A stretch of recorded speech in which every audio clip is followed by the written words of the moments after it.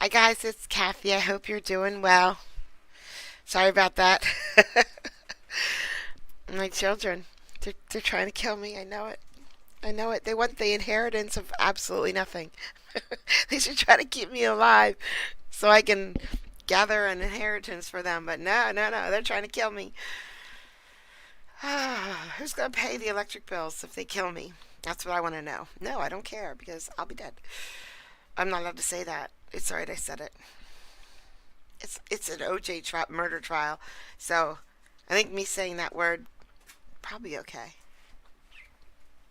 I did promise you, since I didn't do OJ yesterday, that I was going to do a little extra OJ today. So let's get started. Let's get going. I don't remember who's on the stand. I'm informed that he's on the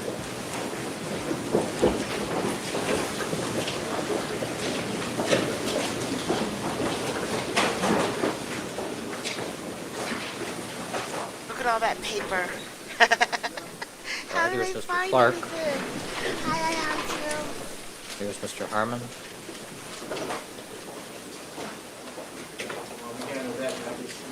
All right, we have Mr. Scheck and Mr. Blazier available. Counsel, what's on your mind? Mr. Harmon? Hello again, Your Honor. I know you've seen a series of letters I've written, and they just happen to coincide with the court's order that you filed last week on February 8th. We've been dying to find out what the defense did with the samples they obtained back in October, 47, 50, and 78. What are those items? 47 and 50 are in the Bundy Trail, and 78 is a stain on the bottom of Mr. Goldman's shoe. We completed the testing that we contemplated at that time, and the court, following up on a letter by Ms. Kahn, issued an ex parte order, and those items were released to the defense back in October. And so when I appreciated that and saw where we were going with the new defense testing, I sent a letter on February 3rd asking for an accounting of those things, at least the packaging, the chain of custody. All of these things, I remind you, are really following a reaction to Mr. Cochran's opening statement, where we want to be able to account for these things. And so February 3rd, I wrote a letter that I've never gotten any acknowledgement of, asking for an accounting of them. February 6th, I mentioned them in another letter. February 7th, I mentioned them in another letter, and not hearing any response and realizing that you recognized our legal entitlement to an accounting for these things on the samples that they might test prospectively, I wrote you a letter on the 10th asking for your intervention in trying to get them to account for this. And the reason I think the timing is important is because it's my opinion that if they're not going to account for things that we gave them months ago, we're never going to find out what happens to samples that we give them right now if they disappear wherever they're going to disappear, if they consume or alter them. So I guess now is the time to perhaps inquire of the defense what happened to those items, and are we going to get them back, and can we have the kinds of protections or information that you ordered them to provide prospectively in these new items. All right, we'll take up these items, these three items first. Good afternoon, Mr. Blazier. Good afternoon, Your Honor. If I might state, the court's order on October 26th regarding these three items provided that we be provided with a small split from a remaining swatch in each of those three instances. There is nothing in that particular order requiring us to account for these items to the prosecution, to tell them what we did with them, where we sent them, what test we performed on them. And we don't feel that we are obligated to do that. On February 3rd, Mr. Harmon, in his letter, in essence, is trying to blackmail us by saying that we're not going to give you any more discovery until you tell us what you did with these items and what testing you performed on them, where they are now, and give them back to us, which is not required by any court order from this court. The order that you did issue last week does not say that we are required to provide them with any kind of an accounting. It says that, first of all, we are allowed to conduct our testing in private, which is our right under the law. The part of the order that applies to accountability says the defense may conduct its testing in private with the proviso that any alteration, use, or consumption caused by the defense testing will be explained to the trier of fact as having occurred during testing by the defense. I interpret that to mean that with the piece of evidence that we can do something with, for instance, the Bundy glove, which to our knowledge they haven't examined at all, if we were to take that and take a cutting from it from an area where there might be a dog bite, for instance, and do some testing on it, then when they introduced the glove, they could tell the jury that the reason there's a piece cut out of here is because it was given to the defense. And that's it. That we're not required to give them that piece back. We're not required to tell them what we did to it. Well, you're required to give the piece back if it's still available. If it hasn't been consumed in the testing, that evidence doesn't disappear into a dark hole. I realize some of it's going to be consumed or destroyed in some way through the testing process. But if it still exists, then it ought to be put back, or at least shown to the jury what's there. Well, that's a different issue from whether we have to tell them what testing we performed on it. That's correct. Certainly, That's correct. if we introduce something that we did, obviously we have to account for the chain of custody of items that we have. That's not their job, that's our job. Further, it would be improper for us to raise questions about, well, where did that little piece go, when we know that we got it. It would be, as officers of the court, that would be improper, and we would not do that. So certainly, they have no requirement to establish a chain of custody for a piece of evidence they have not tested that the court ordered we be given. All right, well, Mr. Blazer, let's sort of cut to the chase here. 47, 50, and 78, these are all swatches, am I correct? I think they're small pieces of swatches. All right, and you've been given a cut of each swatch or a split of the swatch to conduct your testing, correct? Correct. All right, and the majority or the main part of the swatch is still in the possession of the prosecution, correct? Correct. Okay. Now, I might point out that So your position is that you're entitled to do whatever testing it is that you want to do. The only thing that you're required to do is say, of the swatch that remains of 47, 50, and 78, you just have to explain that we took this snippet out of it. well, I'm not even sure that they should be allowed to bring that up to the jury, but I think Well, that's if there's an issue as to what's there and what's been tested, I think the jury's entitled to know that you took a portion of it for testing. Okay, well, that may be, but I think that's somewhat of a different All issue. right, well, that's the truth, and we don't hide that from the jury. Now, but I agree with you, you're entitled to do your testing in private and keep those results private and use them if you feel fit. I agree with that, too. Okay. Now, I might point out that we have not been given any of the items. The EDTA testing that they're Well, talking... let's finish with 47, 50, and 78 first. Okay, Or is that your position? that's my position. All right, let's hear from Mr. Harmon. I'm happy we brought this up, Your Honor, because obviously they don't appreciate that your order from last week was based on the law, and while they may have thought that they didn't have to comply with the requirements of the law in October, I think you've set the record straight. Whenever physical evidence is obtained, we're entitled to an accounting under these circumstances. So regardless of whether or not the order, and it was an ex parte order, and it gave them the entire balance of the samples. There were no cuttings made, and if you look at your order and the records, what remained was turned over to them in its entirety. So perhaps Mr. Blazer doesn't appreciate that. All we're seeking All right, is... so your position is that these were not splits, they were actually the entire remaining sample? Yes. Yes. I mean, if your order was clear, turn over those items, and you know, Judge, when you order the police department to turn over items, they turn it over. So I was surprised at that myself, but that is in fact what they turned over. Everything, the balance of those items were turned over.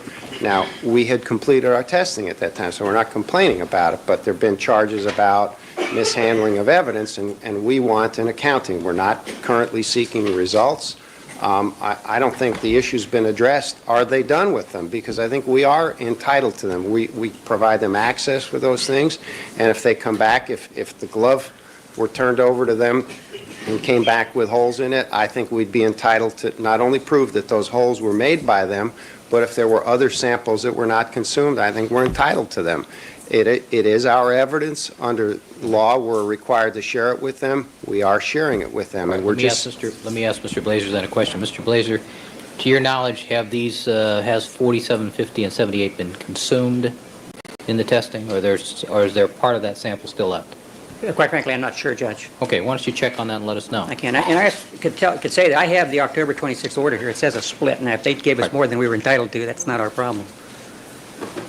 All right, well, And I read... but if you haven't used it all, you agree that whatever remains still belongs to the prosecution and/or the court having ordered you to have possession of it, the court can then order you to return whatever has not been consumed in the testing. You agree to that? I assume that the court could do that. I might state, though, that under your order of last week, if that applies to those earlier samples, let's assume it does, then it still doesn't require us to give them an accounting. All they can, No. all it allows Well, them to do is Mr. say... Glazer, we're using the word accounting in an inartful way. All that means is you get to take your split. You get to do whatever it is you want to do with that. But you have to tell us how much you took to explain to the finder of fact, if it becomes an issue, why part of it's missing. And you have to give back whatever it is you don't use during your testing. That's all an accounting is. Okay. Doesn't mean what tests you did, doesn't mean what the results are, doesn't mean if it's good or bad, who knows? All right, this is what Mr. Harmon says we have to tell him in his February 3rd letter before he'll give us any more discovery of other things. What the current status is, where the samples are, the circumstances of the testing, what tests were used to consume samples. That's not what you're saying that we have to tell them. No, I'm telling you, you don't have to do that. Okay. I'm telling you, you do have to tell us if there's anything that's left, where it is, because we may want it back. We'll certainly check on that, but Okay. none of that is related to any of the other exhibits, I might Okay, add. I agree. And So how about by tomorrow, you contact whoever's got 47, 50, and 78, find out what's left, and I want to make sure, and I want to be crystal clear, that I want you to be able to return to the court within 48 hours any of these items that you have outstanding floating around being tested, because I have the feeling we are about, in the next week to 10 days, about to hit the people's presentation of physical evidence, which is going to mean this stuff has to be here in court ready for presentation to the trial. may I raise another issue in light of that, rather than writing letters? Sure. And that is that, so far, we still haven't seen the list that Mr. Harmon's supposed to produce by the end of business today. Well, it's not the end of business yet. Okay, we're getting close. The EDTA testing that they want to do, obviously, is going, I believe, is going to delay us being able to see this evidence at all before their witnesses testify about the physical Maybe. evidence. Maybe. I haven't seen their proposal for EDTA testing. I assume it's going to be some kind of chromatography, which is a relatively expeditious testing, since I read up all about EDTA. Fun stuff. I assume that they're going to tell me something in their filing today that they don't need the entire remaining sample to conduct their EDTA testing on some of these things, I assume. Is that correct, Mr. Harmon? All the non-biological evidence, obviously, we're not interested in, but no, that's not quite correct. We intend to retain all the biological evidence, but Well, how much of this stuff do you need? quantity-wise? Yeah. Well, see, that's one of the rubs, because I guarantee you that we're going to hear, you've already heard these little rumors of this has never been done in forensic samples.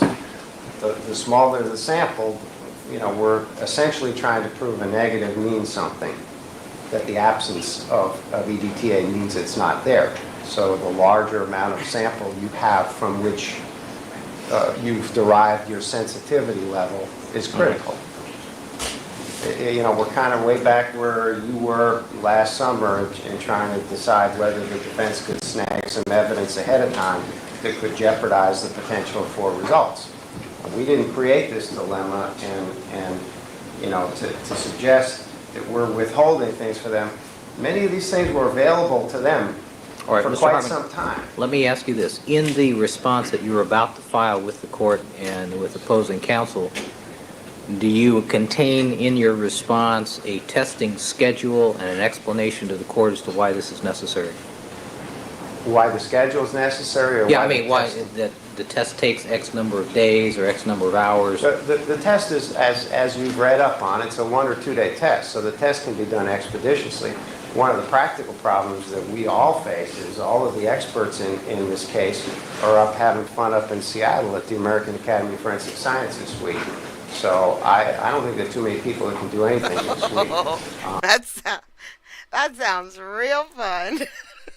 Well, we all have our priorities, I guess. Yeah. Then we can look at them, Judge, because we're ready to look at them. We want to look at all the exhibits. And that's another issue I wanted to say something about today. Mr. Scheck has been in touch with Drs. Lee, Bodden, and Wolf, and Dr. Uko, and I believe he can make an offer of proof as to why we need these sent to Albany and why we cannot do that in this particular area, if that's okay with the court. Well, no, let's not jump ahead. I'm Okay. really interested in the roadblock here. I'm not so concerned Jump way ahead, about please. everything going Please, to please. New York. If you can assure me this stuff isn't going to disappear into a black hole, and if I tell you I want it back in court in 48 hours, you can get it back here in 48 hours. I'm We not that concerned about it. The problem I have, obviously, is I don't want any planes crashing and burning and taking all of our evidence with us. But I'm more concerned about the timetable as to when you get this stuff to do your testing vis-a-vis the EDTA testing that we need to do. So, Mr. Harmon, can you give me a Reader's Digest version as to some of these items? No, he cannot. How do we test for EDTA? How much of the sample do we need, and what do we have left, specifically item by item? I agree with you that Rock Hudson's autobiography is not something, or Carlito's Way, or whatever it was, that we don't need to argue about. But the biological samples, can you tell me No. what you need to keep? I nearly repeated what I put in the last letter I wrote on this, that we intend to pursue. One of the problems about being too specific is, as the defense knows, because Dr. Blake was just up at the DOJ lab again today, tests go on every day. He was up there looking at the latest set of results. So depending on what we produce from them, we may want to pursue them for EDTA. We've heard some testimony from Officer Risky about the rear gate of Bundy. Well, we're probably going to have to look at one of those stains now. So I honestly can't, and I wish I could. You probably know more than the gas chromatography than I do at this point, Your Honor. I can tell you it's a fast test. We propose to send what has to be sent the week of the 27th, to have it be at the FBI lab the week of the 27th, and have it back hopefully by the end of the week.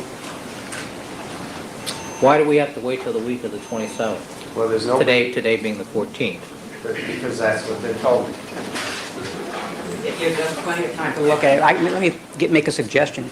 We will not perform any test that would result in any destruction of any item that they want to do EDTA testing on without informing the court in advance. And then we can decide what happens at that point. That's not a very wise course to take at this point. I mean, they've made these allegations about the police department. There is no reason why they didn't do this before, and there's no reason why they should be entitled to do this now after those allegations, Your Honor. That's like the fox guarding the hen house, pardon me. That makes no sense. You know, we're going to hear from this Dr. Gerdes about how contamination is prevalent, it's everywhere. And they're going to have these guys hunched over these little swatches, breathing all over them, doing all these things that he's going to criticize It's a us fake for having closet. done during our testing. Funny how these arguments are the same depending on which side I'm hearing them. No I've heard that question. argument before. I He just looked he at was it. eloquent in his opening statement about that, Your Honor. Let's stop fighting it. Really not that. It's the hair, the dandruff, you guys. All right. Mr. Harmon, I would like you to, we can't have it both ways, because the delay until the 27th is not fair to the defense. It's also not fair to the prosecution's case to have all this stuff go into a black hole not knowing where it's gone. Somebody's got to compromise here, and my suggestion is that we get the FBI to do this stuff next week rather than the 27th. Your Honor, may I make another compromise suggestion? And the one that Mr. Blazer was following up on, and that is that our dilemma is this. We have not been allowed to touch this evidence, to look at it for 8 months. Dr. Lee came out very soon after it was collected. All right, well, Mr. Not been Scheck, able- I don't need to know, I recall Our the history of proposal- why we're here.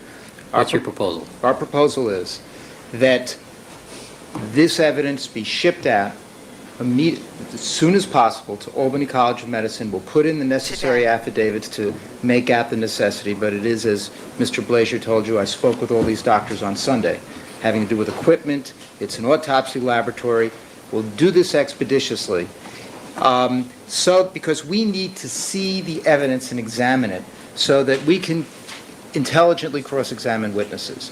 We will not perform any destructive tests or take any sampling that might in any way involve a blood at this point, such that it would impair the EDTA testing.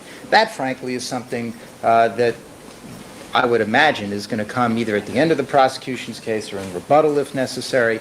But the point is, now we're getting to the point where people are collecting the crime scene evidence, and it does seem, I would submit to the court, a little unfair that after 8 months, as these witnesses are getting on the stand, our experts do not have an opportunity to look at this evidence and examine it for trace evidence. And I would point out that both sides are correct in this regard.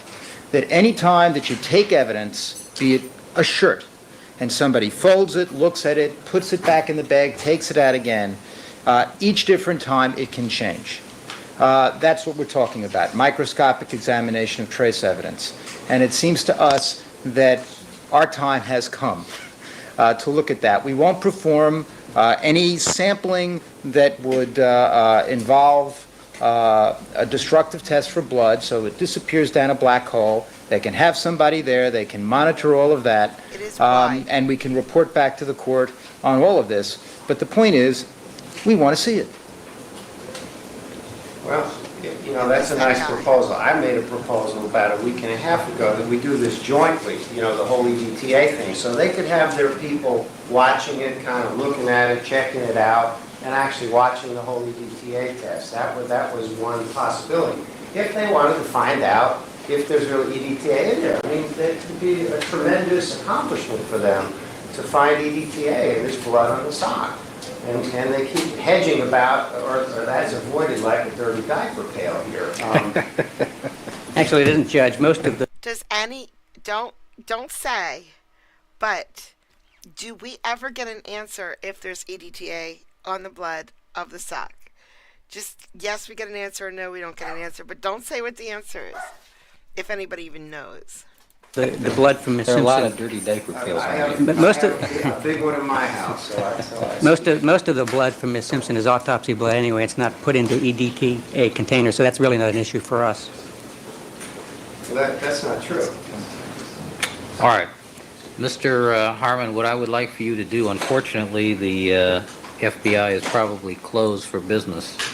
They're all up in Seattle, but I will follow through on the court suggestion and How long do you think this latest battery of EDTA tests will take? You said just a day or two? I'm trying to define exactly what needs to be done and All right, and you agree that there are a number of items, however, that you are not, even under the scenario that Mr. Cochran inferred, there are some items that you will not want or need to subject to EDTA that you can immediately give to the defense so that they can start their physical analyses of some of these things. Sure. I mean, it seems to me there's about 150 other non-biological evidence items that Dr. Lee can only look at one at a time. So we'd be happy to start making them available however the court orders this access. But the biological evidence, we want to maintain control of for a very short period of time. Right, my problem is that short period of time starts on the 27th, which is just too far away from my comfort level. And I'll Because what they're entitled to know, to do their investigation prior to having to cross-examine these people, your experts. That's where we are. All right, will you report back to me then tomorrow morning? Because you'll be able to get up at 5 in the morning and call them. All right, and find out when this can be They're in done. Seattle, so it's the same time zone. I might be able to get Well- it tonight. So. Call them between now and the happy hour. If you can, seriously, I mean, I'll do that. Yeah. Okay. So, if you would, then would you compile, Mr. Clark, Mr. Harmon, a list of those items that you were going to immediately turn over, the non-biological items, so we can at least get that shipped as soon as possible, then come back tomorrow morning and tell me what our testing schedule is?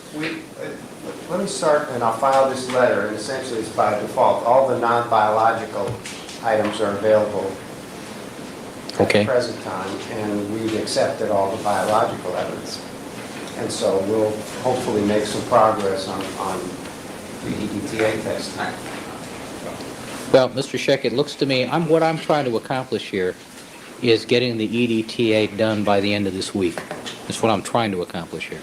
Your Honor, we may, I think that exempting all the biological evidence, even evidence where they haven't even conducted testing, like the glove at Bundy, I think that's disingenuous. That's just an effort to block our access. That's not in good faith. Mr. Scheck, no. They're entitled to hang on to their evidence now that these allegations have been raised for a reasonable amount of time to do this testing.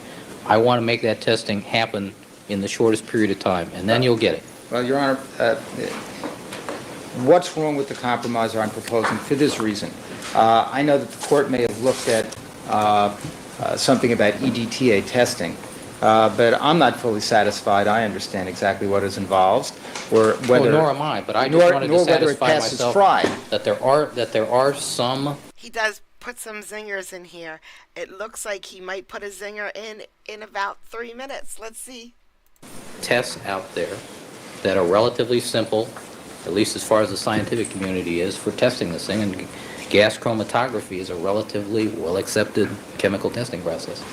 We're talking about forensic samples, transferring that technology. Something that's done on food additives is extremely different. What's the rate of false positives, if it's false good enough for the negatives? FDA, don't you think it's good enough for us? No. These are different kinds of samples. I agree.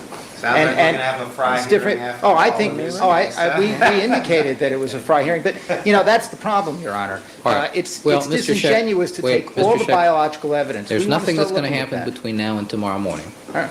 All right? I expect an intelligent answer tomorrow morning, Mr. Harmon. All right? And I expect a favorable response that the FBI will test this for us this week. Your Honor, while All we're at right? it, And if necessary, I'll call Attorney General Reno, if necessary. Your Honor, Not that it would have any effect, but I'm not so sure. well, it might. It might. and while you're at it- I don't say that facetiously, but I mean, knowing the bind, What the do you pickle mean? that we're in time-wise, Men weren't and this allowed case to is moving know much faster than I why thought there it would. was- You mean when I went out As far as with the my friend presentation of other the night? evidence is I concerned. So said I went we're out going to with be my in the friend. physical evidence in a week to 10 days. Your Honor, that's my concern about a number of other matters. Since Mr. Harmon is, I recall, just to get back, when at the time that we first began negotiating this effort to examine the evidence, the day that he announced that they had finished testing various items, we thought that was our time, and we began negotiating at that point, shipping the evidence to Albany. Also, we had the matter of getting information about underlying data from articles from the FBI and the whole matter of the Roach database. At which point, I recall the court directed Mr. Harmon to use his best efforts to continue to have continued cooperation with Roach and the FBI with us, then asked us to be as specific as we could. We took some time. We wrote 2 extraordinarily specific letters to both entities over 2 weeks ago, and we haven't heard anything. And my concern here is that what's happened now, since they announced that they weren't going to test anything else, and we indicated our desire to test, and we wanted to get things from the FBI and Roach in an expeditious manner, is that everything is going very, very slowly. And as the court knows, we do have an outstanding objection here from the very beginning, that this whole procedure whereby the prosecution is permitted to test whenever it wants to, without any due diligence obligation or any Well, Mr. timelessness Scheck, we're obligation, going is a over ground- problem. We've going over ground that we've plowed I understand. already. Your objection is in the record? I understand. I'm only pointing out that the prejudice continues, and I asked the court, since the court's interpretation was there is no due diligence obligation, but there's a good faith, bad faith continuum here. I think that, if I interpret the court's ruling correctly, was the way you looked at the question. We have real concerns that we are being blocked access to the evidence. That's why I'm so disturbed that a compromise could be rejected. Well, Where, Mr. Scheck, and I'd like to know let me help you out here. Make it make sense. They get to do EDTA testing, but they have to do it as soon as possible. Drug. The fact that everybody's off at a convention isn't good cause. Somebody's going to have to cut their convention short and go home and test this stuff, is what's going to happen. That's the bottom line. And it's going to get done by the end of this week, after which you get to have it. Well, Your Honor, the reason that I have some problems with that is that Mr. Harmon is saying, well, you know, these EDTA tests, we don't know much about it, but it may mean taking a very, very large part of the sample that's remaining. So that we have maximize our chances to, in terms of sensitivity. Now, it doesn't seem to me that there can be any showing of necessity at this point in time to do that. And the problem I see is that we're confronting the issue about what the nature of this test is and what the possible Fry challenges could be to that test, and do they really need to take so much of the sample that could prohibit other kinds of tests. And I say that we don't know enough yet now at this Well, point in Mr. time Scheck, to why don't do you it. do So this? my suggestion has some more value in terms of us being able to look at the evidence, not cut away anything, not do any destructive testing, just to look at that biological evidence so we can have Mr. an Scheck? idea how to cross-examine. Tomorrow morning, I may buy that if they come back and tell me that they can't do any testing for 2 weeks. But I want a definitive answer as to why they can't do it this week. I might buy your argument tomorrow morning. Now, they can come look at it here in Los Angeles. If they really just want to look at it before we send it off. No, we want to examine it. No, I Well, understand they want that. to examine But we're it. not I necessarily understand that, cutting. and council, that's one of the hazards of having all these folks back in New York. Maybe So we that's a choice that's been We made. just need to read Griffin again. I think everybody needs No, we don't need to do that again. Griffin again. See y'all tomorrow where we morning, stand. 9 o'clock. Sure.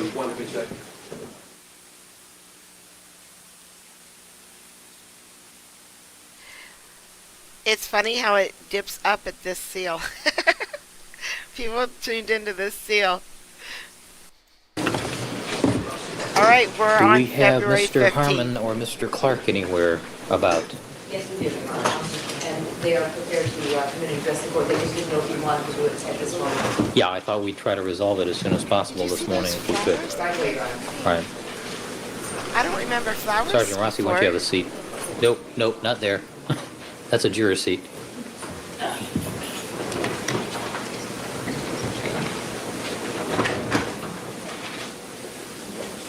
Are they on their way? Yes. All right.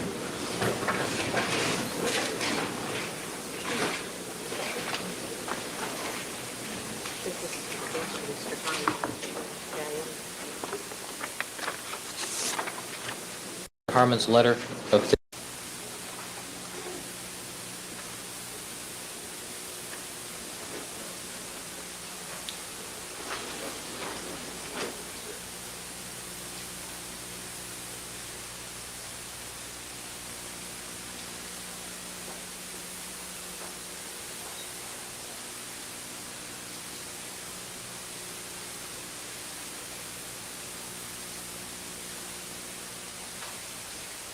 My dog is begging to go outside. Be good. I'll be right back.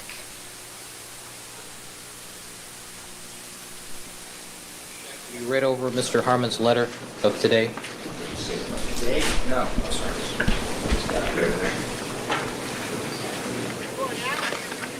May solve many of our problems.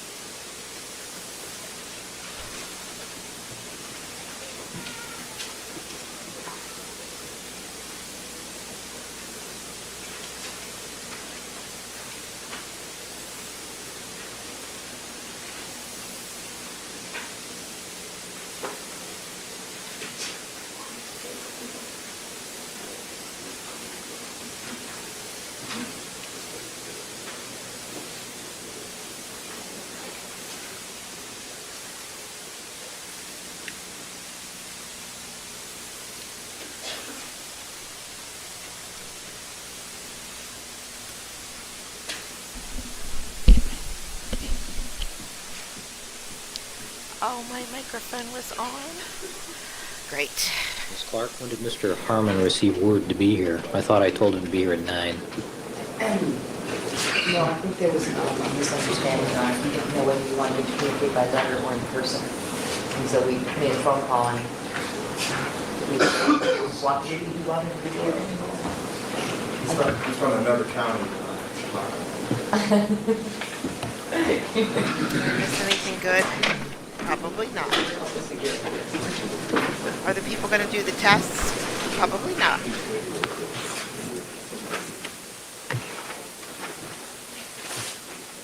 Did my dog wash her hands when she Gets was us done? most of the way there. Probably not. I mean, Ms. Clark, is he on his way?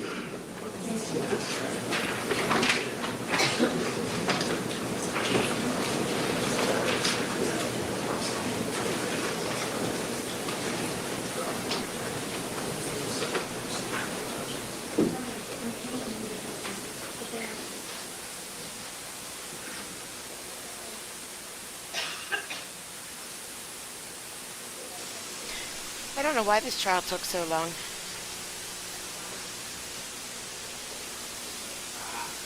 The ubiquitous Mr. Harmon. There's Mr. Harmon. All right, back on the record in the Simpson matter. Mr. Simpson is again present with counsel. Mr. Shapiro, Mr. Cochran, Mr. Douglas, Mr. Bailey, Mr. Blazer, Mr. He's late because he has bad news. I know it. Scheck, people represented by Mr. Darden, Mr. Harmon, and Ms. Clark. Mr. Harmon, I have just received your letter dated today's date indicating that the Federal Bureau of Investigation will conduct the EDTA tests I that was they wrong. propose on Monday, February the 20th, and that you will be doing that on items 13, which are the SOX, 59, and which I believe is a reference sample from Nicole Brown Simpson, 72, which is a Nicole Brown Simpson reference swatch, 86, which is a apparently a swatch cut from I'm thinking there just can't possibly be EDT in these samples because I feel like that would have been news, like big news, like the glove, and we would have heard about it. the black dress that Nicole Brown Simpson was wearing. Number 117, which is apparently a swatch from a, 117, which is a swatch taken from the rear gate, which apparently is at presently at the Department of Justice in Berkeley, No. undergoing RFL. When we get to the glove where he tries it on, it doesn't fit. We're gonna watch it here together, but then I'm gonna make an exact same video of that, and we're gonna show that just that one.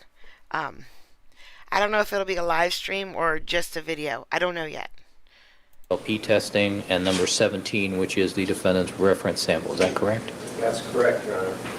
All right. The other biological items that you list in paragraph 2, my understanding is that you have no objection pursuant to Mr. Scheck's proposal yesterday to release those items for physical examination Okay. with their agreement that live. they will not test or consume any of the samples. Correct? That's correct, Your Honor. They will examine but not test. With the provisions that you I made did in not the court inhale, order but I last smoked. week about us being able to be present and videotape And or photograph, yes, or photograph them. as the case may be. Mr. Scheck, any comment?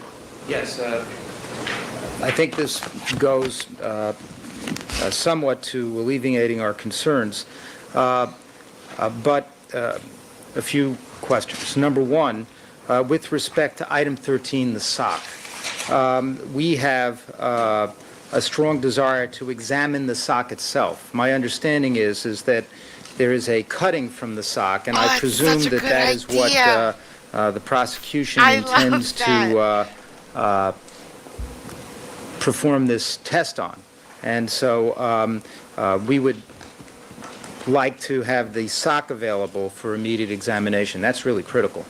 That's really critical to their issue on EDTA. Well, It's indispensable to that, Your Honor. well, I would indicate that in terms of timing, I really think that our needs in this regard take precedence, because any testimony that will or will not be offered about the presence of EDTA is certainly going to be subsequent to the appearance, for example, of Mr. Fung on the witness stand. And we need an opportunity to physically examine that sock, to have a trained criminalist examine that sock. At this point, all that has been permitted is Dr. Blake taking pictures of it, and that really isn't the same thing. And we're not going to perform any destructive testing. Now, they have a cutout of the area where blood was found. So it seems to me that, in fact, that's all they're going to be sampling anyhow when they do the EDTA tests. So it's not reasonable for us to be withheld the sock. That's just, and I'm just making that suggestion simply based on the assumption that EDTA testing ought to be performed at all, given the record before the court. But I'm just assuming that for the sake of argument before I address the The guy issue. from the Just trying to be X-Files. practical. I'm just making that assumption. So the first question I don't know this that I guy. raise is with respect to the sock. We want the actual sock. They can have the cutting that they've made if, in fact, that testing is to go forward. Secondly, I have a similar concern about item 117, which is the Bundy rear gate. Your Honor, the Bundy rear gate is an item that the prosecution obviously has had from the very beginning. They sent it out in September to the Department of Justice for testing. It was one of the matters that we had hearings and discussion about. I see no good cause why that testing didn't begin until essentially this trial began. It has nothing to do, DNA testing has nothing to do with the issue of EDTA or opening statements. There's no good cause for the delay. And what's totally peculiar is that, this was something that even when we began this in the beginning of January, they did not indicate that they were going to be testing this. Now, as far as this sample 117 is concerned, we have some concerns about that being subject to EDTA testing, number one. But number two, I don't see any good cause why they should be have some priority around the testing of this when they waited so long, for no good reason that I can see, to begin testing on this in the first place. Finally, and this really gets to the crunch of the issue, there is no showing here by Mr. Harmon at all as to what is even necessary, how much sample is even necessary to do EDTA testing. Last night I looked at the submissions that Mr. Harmon made to the court about EDTA testing, which had to do with discovering EDTA in time-release cold capsules, in mousse, food substances where you already know it's there. That is an entirely different proposition than testing a sample of when you don't know whether or not it should be there. And this is really the most critical point, I think, is that Mr. Harmon was indicating yesterday that they have no idea how much sample is necessary to perform this test, even assuming that it could get past Kelly Fry and it's reliable on a forensic sample. I mean, I'm not even addressing that. I'm just saying in terms of what is reasonably necessary under Griffin, they don't even know how much sample they need. So let's take a look at 117, the sample from the back gate. Do they have to take... How many swatches do we have from 117? I have no idea. I do. Mr. Harmon? I'll address that when Mr. Scheck's done. I don't want to cut him off. Just getting started. Well, there's no showing here. I was actually curious. The court had indicated that it had done some research of some kind. I don't know whether I misinterpreted that yesterday about EDTA testing. No, if you'll notice the court order, I cite to a law review article that discusses EDTA. Oh, That's all. That's all. Okay. something that's relatively available through Lexis, and No, I just wanted to know what the knowledge base was. virtually none, you can be assured of that. Probably. Well, I don't want to profess that I have anything much greater, but I did discuss this matter with a defense expert who I think is considered one of the leading toxicologists in the country, Dr. Reeders, who like informed me Marcia. that before, I think, even the opening statement, although I'm not sure of the date, but I think it's at some time before, Mr. Matheson of the Los Angeles Police Department Laboratory had made inquiry of him about what literature existed or whether it was possible to do EDTA testing of this kind, and our experts sent him available literature here. But it's our position that the prosecution has to make a showing as to essentially what is the expected sensitivity of the test. That is to say, do they have any idea how much sample would be necessary to get a result one way or the other that they would claim to be reliable? And I'm not even addressing whether or not it could get past Kelly Fry or anybody's ever done it before. I'm just saying, because I don't think anyone has, I'm just saying that as a preliminary showing on the grounds of reasonable necessity to destroy samples, precious biological samples, they have to be able to tell us. Huge lesson learned with OJ trials. Next time I plan on doing a trial, and I'm not doing one after OJ's done. Listen, we need a break. But next time I do a trial, I am going through it and I am just cutting out the good parts. We are never going to do a trial like this again. We are going to do the trial of the century like this because we have to. We have to give it the respect it deserves. But if we ever do another big trial, I'm cutting everything out but the good stuff. Us how much they need. If they need to consume nearly all of the swatches, or they don't know how much they need to consume one way or the other, it seems to me that they haven't even made a preliminary showing here. And they haven't done that, and I don't see, frankly, given the absence of that showing, what the great rush is in terms of EDTA testing prior to the defense having an opportunity just to examine all the samples so we can see what's there and we can figure out what regimen of testing, if any, we think would be necessary, and then the court can make a reasoned and informed decision based on scientific evidence as to what is reasonably necessary and what isn't. And it seems to me that in terms of the balance of equities here, in terms of who has the need to examine the material That is such a good first, we merit priority here. On number 117, for example, keep the which word they didn't Fort in choose to there. test until very late in the game for no reason that is apparent to me. And certainly with respect to just looking at the rest of 13, the sock, I think we should have a right to look at the actual sock itself, and they can retain the cutting if they want for the time being. Mr. Harmon?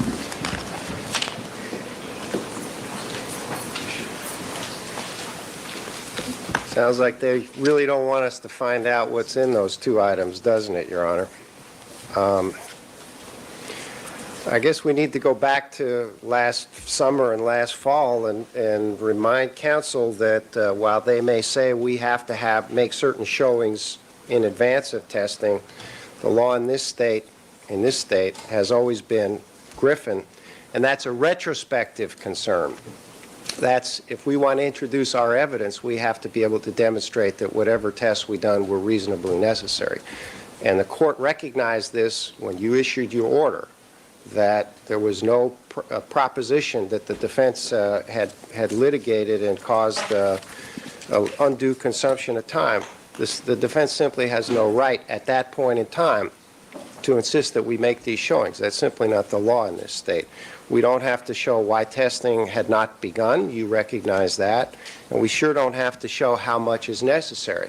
On the other hand, if we can't justify when they don't like the answers that will certainly come from these tests, if we can't justify why we've consumed what we have, then you have some rights and they have some rights to keep us from using the evidence, whatever results are produced from it. We understand that. We've always appreciated that. I can tell the court that the sensitivity level, and I'll describe why we need the SOC in a moment, is approximately 50 parts per million. Now, I can't speak to what size stain that means has to be consumed.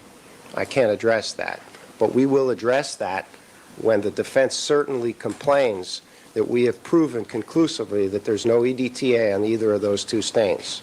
So we're prepared to abide by the provisions of Griffin, but there's simply no reason for the defense to interrupt our testing at this point in time, especially after they have formally made serious accusations about the sock, and had they known that that is Mr. Simpson's blood on the rear gate in Bundy, Mr. Cochran would have alleged that perhaps Van Atta went over there and sprinkled it on the gate at some later date. He just didn't know that because those test results were just made available recently to Dr. Blake. So had they known that, they certainly would have made that accusation. And knowing that that's Mr. Simpson's blood on the rear gate, and we will definitively show that through the RFLP tests that are beginning today, that is why we have These selected people are just using words, just those letters two items that of don't mean evidence. But anything. let me Ow! describe why Bastard. we've selected the items that we have, because Mr. Scheck just doesn't seem to get the idea that we're trying to demonstrate that the failure to show EDTA is present means that it's not there, and this is why we need the SOC. We need the SOC because EDTA is present in many items.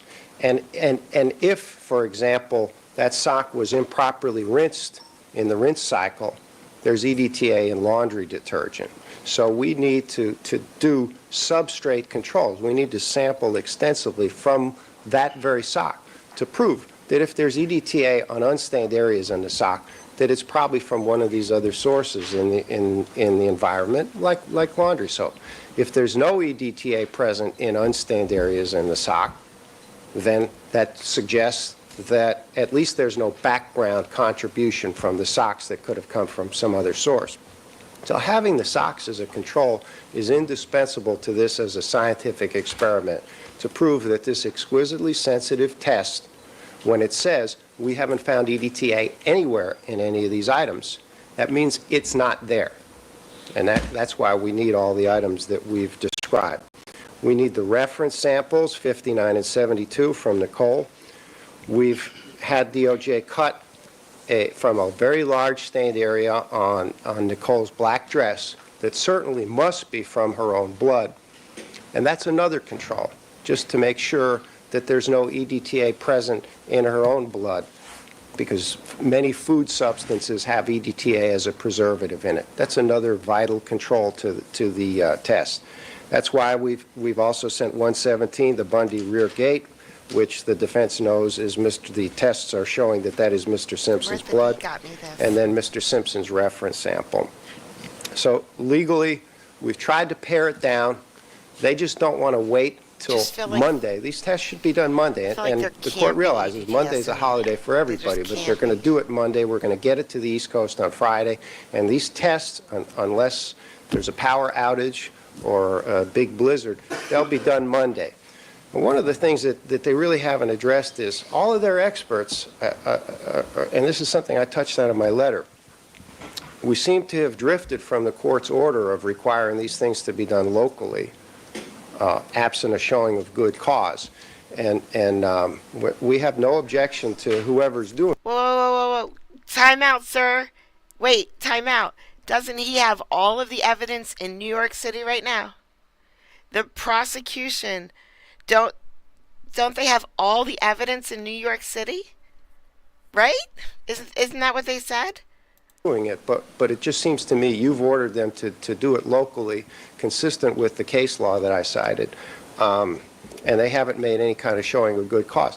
I don't know if Henry Lee's the one who's going to look at all these other items but he's not coming back from Seattle till Thursday night. I don't know about Doctors Baden and Wolf, but they're not losing any time. They can look at all the other items that we will make available to them and that we have made available to them. So we're just talking about a few critical items that if they want to try to look at them Monday night, if the tests are all done by mid-afternoon, we'll try to ship them up to them wherever they want them to be shipped or wherever you tell us to ship them the same day Monday. So to me, this is a big to-do about nothing, but it clearly reflects that they're concerned, they've made these allegations, and these test results will seriously undermine their credibility in the eyes of this jury based on Mr. Cochran's opening statement. All right. Thank you, Mr. Harmon. Mr. Schick, any brief response? Yes. It sounds to me like, first of all, Mr. Harmon is explaining why there may be results finding EDTA in these materials ahead of time that he can then explain away if they find it. And he didn't tell us what 50 parts per million means in terms of the amount of blood that you have to have. Is that a half a milliliter of blood, which may be more than or on any of these swatches? But I think his argument really proves the wisdom of the suggestion that we're putting before the Especially court. Dr. Lee. Before they cut up that sock anymore and perform a destructive test on it, even if they're using it for purposes of a substrate control, all we want to do is look at it. And our proposal would be is to have those materials sent to Albany so our experts, all of them out there with their own instruments in a laboratory that's been dedicated for this purpose, can look at it over the weekend. That's what we really want. And the socks, of course, is one of the most critical items because we want to just take a look at them. I agree, Raven. They can agree. videotape that so that there's no allegation that anybody put anything on them. Our request is merely for a true physical inspection and examination, not a destructive test. They're asking to perform a destructive test, and the point here is simply which should take priority. And I don't see the great necessity to have them do that immediately, right now, before we even get a chance to look at them. That's all. Right. Thank you, counsel. All right. As to items 1359, 7286, and 117, this all being prosecution evidence, they may maintain control of that item and have that tested by the Federal Bureau of Investigation Criminalistics Laboratory, that testing to commence on Monday, February the 20th. Immediately upon the conclusion of those tests, the prosecution is to make those samples available immediately to the defense for their inspection and testing pursuant to the court order. Court notes that as to the critical item number 13, the socks, that the defense has had the opportunity to view these items at the Department of Justice, although not examine them in a private setting.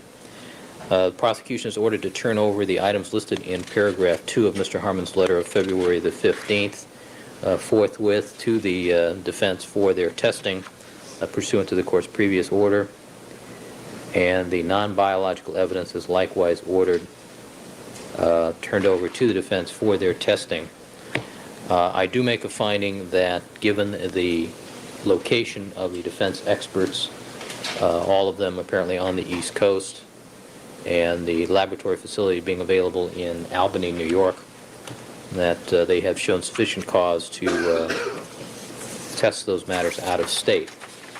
However, the court warns that there will be unbelievably negative sanctions should these items become lost or destroyed. So the defense has Yeah, one everything thing, out of I'm not sure state. if you noted in my letter, Mr. Hodgman on the non-biological evidence has asked just to have a couple of hours to review that, and I don't expect anything will be accepted, but I just wanted I'm trying to to advise talk. the court. He can come and ask me for a good cause exception to the court's order. Okay, thank All you. right. Thank you very much, counsel.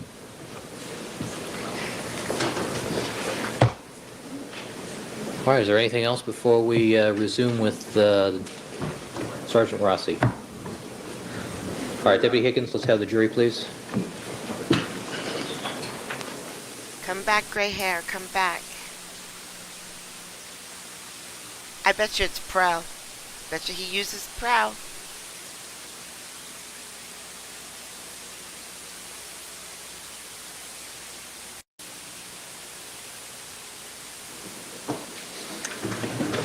All right, good morning, ladies and gentlemen. My apologies to you for the delay in getting started. However, you should know that we have been in session on other matters since 8:30 this morning. Sometimes these things take longer than I anticipate that they'll take. All right, Sergeant Rossi, would you come forward, please? Resume the witness stand.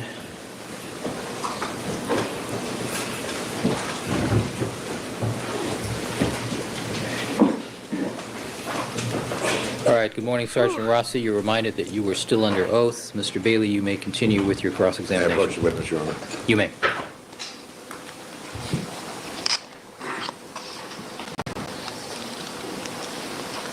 Sergeant Rossi, I hand you what has been marked Defense 1013 for identification, and ask you to look at it and see whether or not you can tell me that that represents a map of the area showing both the police department and 875 South Bundy at the intersection of Dorothy.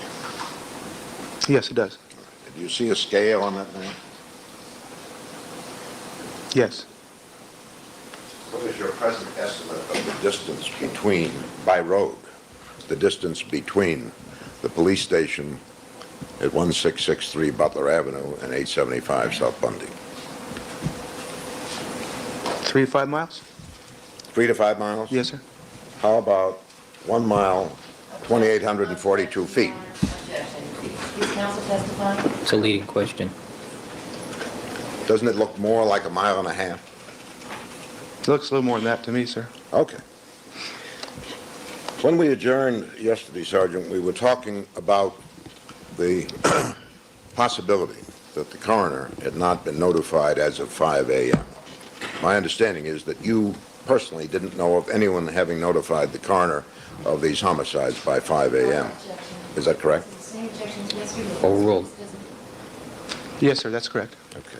Now, is there any requirement that you, as a police officer, have some familiarity with the laws regulating the conduct of homicide investigations? No, sir. There is none. As, if I understand the question, Cars laws don't look the regulating same the either. conduct of the investigators that are handling the case? No. Is there any Or video requirement games. that you have familiarity with the laws that regulate homicide Or your mama. investigations?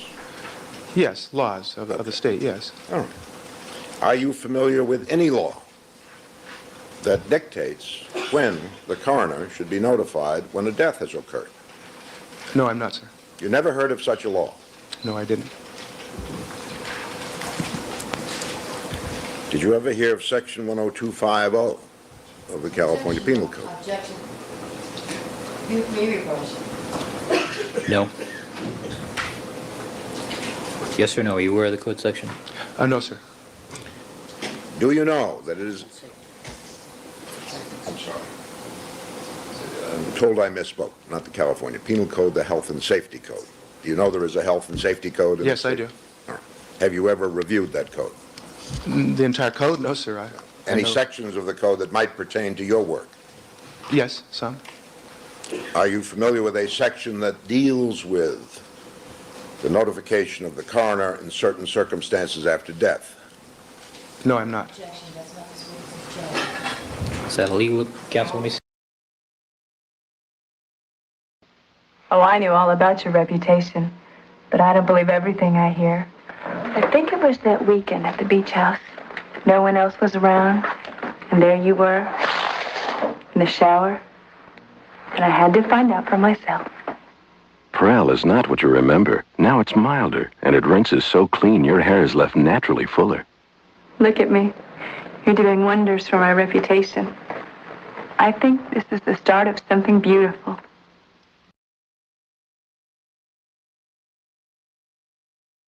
I love old commercials. Let me see over at Sergeant.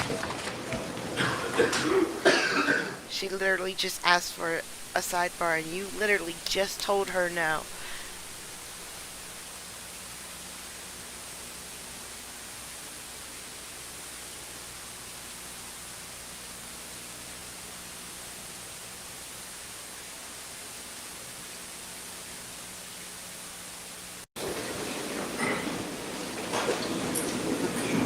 All right, thank you, counsel. Mr. Bailey? Sergeant Rossi, you said that you were familiar with certain parts of the Health and Safety Code. Your Honor, may I please see what counsel's reading from? You already have at the bench. Oh, he smashed it out of my hands, Your Honor. May I Ms. please- Clark, have a seat, please. Do you remember the question, Sergeant? Yes, sir, I do. And yes, I am familiar with some sections. Are you familiar with any portion of the Health and Yes. Safety Code that mandate the calling of the coroner in a homicide case? No, I'm not. All right. Do you from time to time review the LAPD manual? Yes, sir.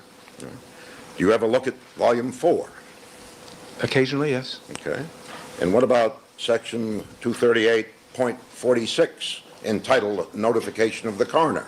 Do you ever look at that? I don't believe I've ever looked at that, no. Okay. Would you like to look at these two provisions to refresh your recollection, perhaps? If you would like me to. I would like you to. Objection. You have to refresh your recollection. Sustain. I thought you said that you did, at one time or another, acquaint yourself with the provisions of the Health and Safety Code. Some sections, All yes. right. Do you ever recall reading anything about the mandate to notify the coroner? No. You don't. Caliban. Were you, in fact, in charge Take of them this away. crime scene from your arrival at 1:25 a.m. until 2:10 when Detective Phillips showed up? Yes, I was. All right. As one in charge of the crime scene, were you not obligated to carry out any legal duty imposed on the boss? Repeat the question, sir. I don't Okay. understand it. Were you obligated to carry out any legal duty imposed on the person in charge?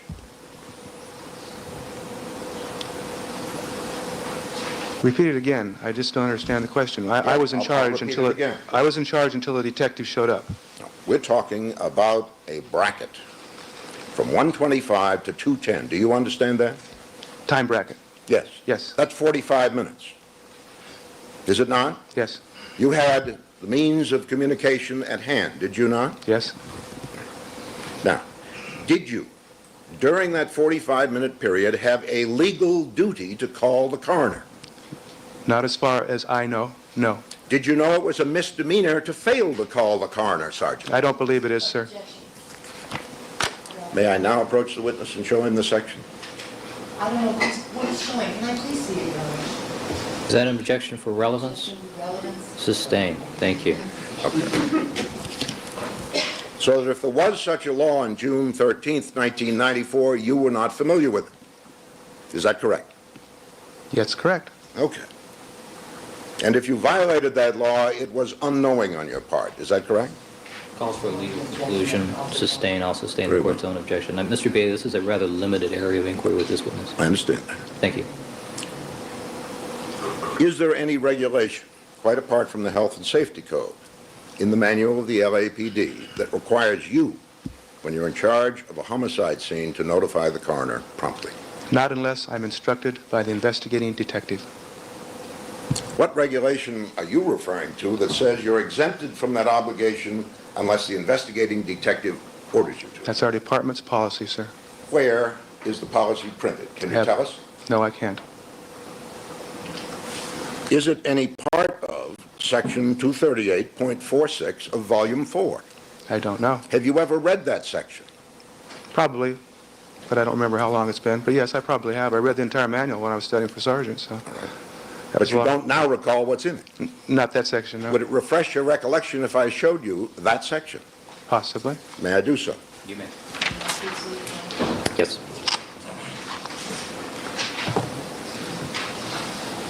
Polls make me crash sometimes too.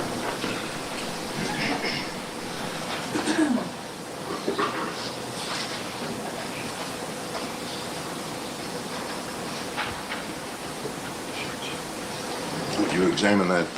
Which section is it? This one here? 238.46? Yes.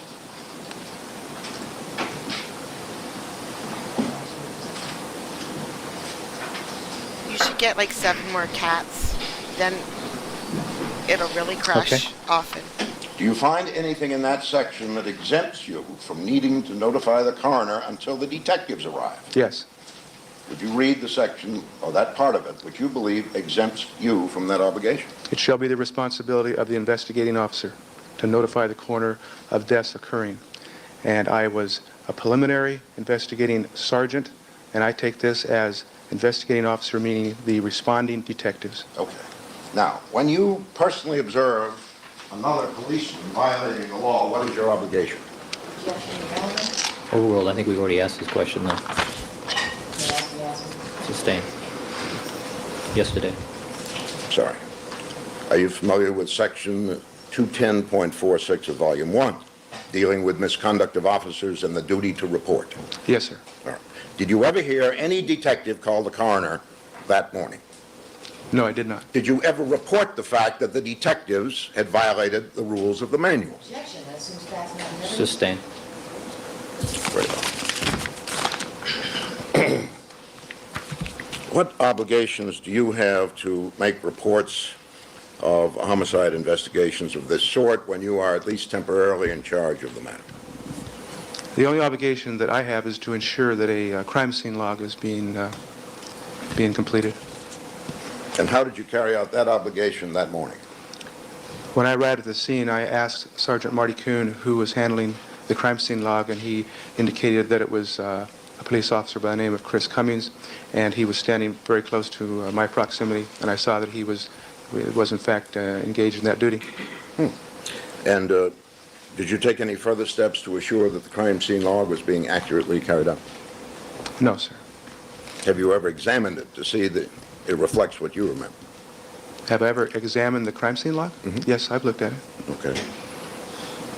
Did you find inaccuracies there that you were able to report Because to they're a little log? bastards. No. That's why.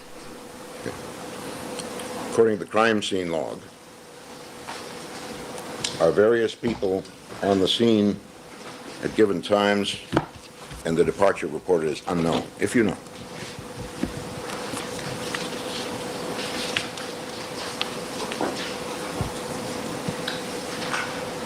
I'm sorry, sir, what was the question? If you know. If I know what? Whether or not, as to certain people, including the lieutenant and your superior, Captain Dial, the departure time was logged as unknown. Did you ever inquire into that? No, I did not. Did you notice, for instance, that Detective Phillips arrived at 2:10 and didn't leave till 10 a.m. from Bundy? I believe I saw what time he logged in. I don't know what time he left. My question is, when you reviewed the crime scene log, did you notice that according to it, Detective Phillips arrived at Bundy at 2:10 and didn't depart till 10 a.m.? No, I didn't note that. You know that's false, don't you? No, sir, I don't know that's false. Didn't he call you from Rockingham? Yes, sir, he did. You now know it's false, don't you? Yes. Okay. But this is the first time that's been brought to your attention. Yes. I take it that your review was somewhat cursory. Yes, probably so. Okay. And of course, that same entry as to Detective Furman would be wrong, wouldn't it? Possibly. It's not my job to review the crime scene log, sir. That goes to the detectives. I thought you did review it. I looked at it. But because it was not your job, you didn't look at it carefully. Is that what you're telling me? I didn't scrutinize it, no. Okay. Now, when Officer Risky called you first, I take it you did not note the time on any piece of paper or log. No, I didn't. Did you satisfy yourself from Probably your conversation not, with him that the victims were both deceased? Yes. Did he tell you that he touched the eye of one of the victims to ascertain that? Not at that time, no. Okay. Did you later learn that? Yes, sir. Did you later learn how he accomplished that? Yes. What did he tell you? He told me he went around to the north side of the male victim, and I believe he said he reached through the fence. Mel, name him. So or that he wasn't Nathaniel. trampling on the crime scene? Yes, sir. Okay. When he said the crime scene is secure, as I understand it, you accepted that. Yes, sir. Did you know at the time you accepted it that his training in crime scene protection was entirely superficial? It was Sergeant Kuhn who told me the crime scene was secure. I thought you told us yesterday that Officer Risky told you that before Sergeant Coons arrived. Did you not? No, I didn't. You didn't say that. Well, he did call me, and he told Did me you what say they it? had, but I don't remember saying that. Did you say that? Yes. I don't remember. All right. Now, how would you like to leave it? Did you or did you not at any time rely on the testimony or the statement of Officer Risky that the crime scene was secure? I may have. I don't remember if All he right. told me that or not. And if you did rely on that, did you know at the time that his training was by his own account superficial? Objection, that misstates the testimony. I'm sorry, glossed Sustained. over. Objection, still misstates the testimony, that's not the only training you received. Sustained. Did Officer Risky ever tell you, when you were discussing the security of the crime scene, that his training on crime scene protection had been glossed over? No, sir. Objection, that misstates the testimony. Overruled. Okay.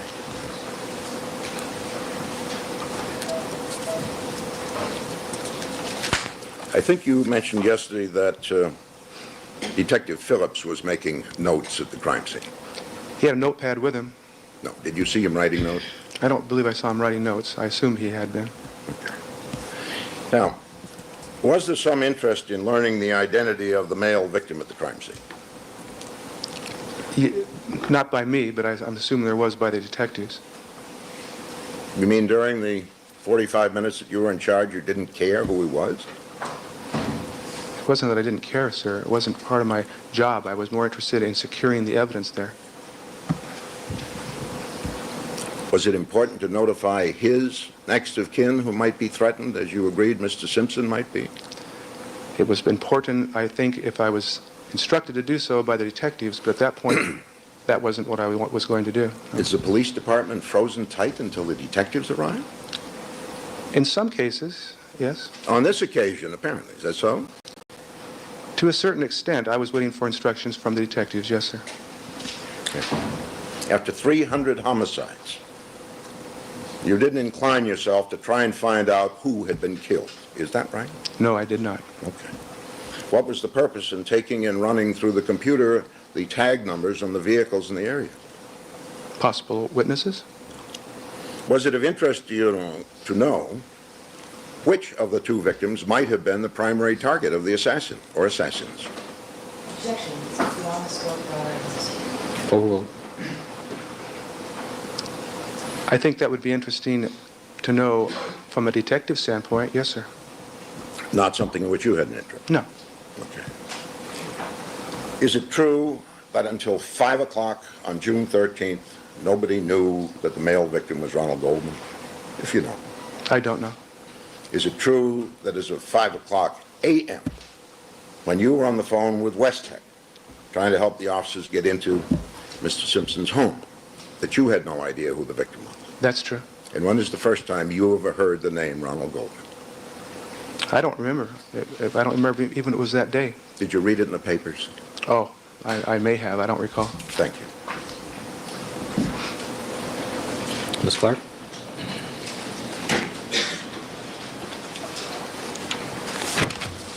Sergeant Rossi, is it your job to take notes at a crime scene? No, it's not. Is it your job to notify the coroner? No, it's not. Is it your job to direct the investigation? No, it is not. Is it your job to call for a criminalist to appear? No. Is it your job to ask for a photographer to come? No. Is it your job to ask for a print expert to get there? No. Is it your job to direct the search at a crime scene No. or the collection of evidence? No. What is your job when you go to a crime scene?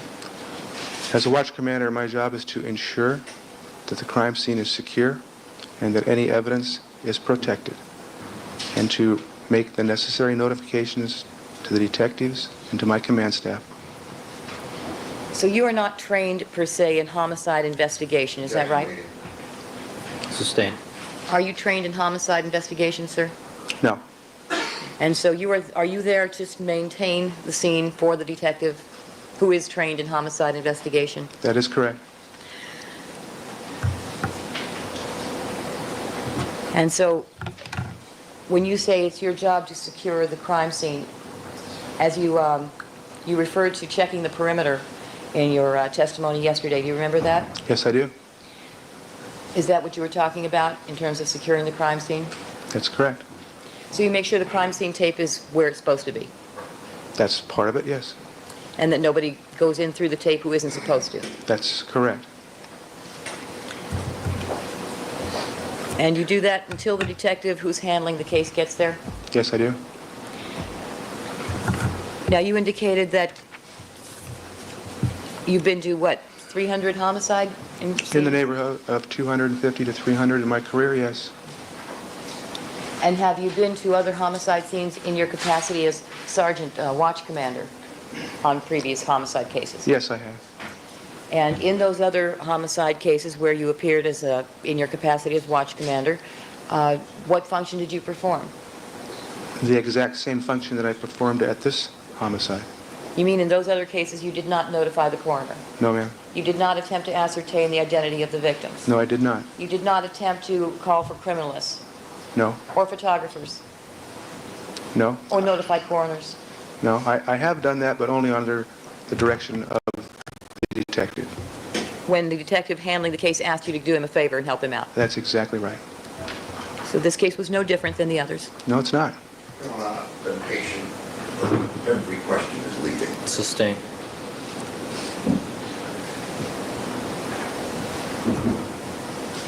Now, you indicated that you needed to observe the scene before before you saw the detectives who were going to handle the case? Yes. Why is that? Because the detectives will come to me before anybody else and ask me what we had here, and I need to give them a brief overview of the scene, so when they start walking through it and taking a look at it, they know where to step and where not to step and what to be looking out for.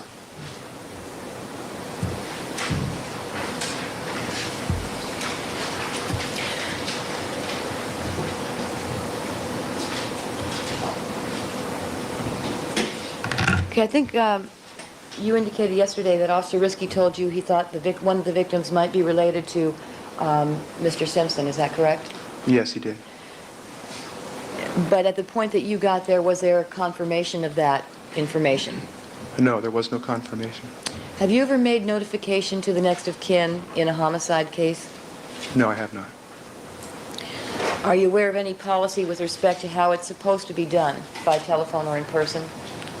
That's done in person if at all possible. And is it also a requirement that you confirm the identity of the victim before you go making notifications? By all means. So until it's confirmed that what the victim's identity is, Sustained. It's leading. which question was leading? Sorry. Oh, Come on over here to the side where, without the reporter.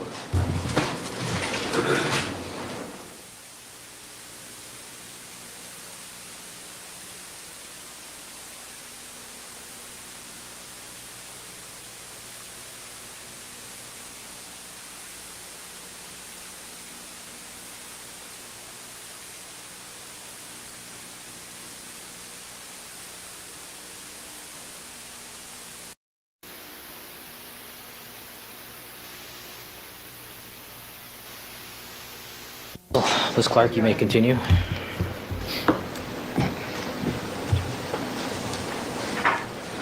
was I? I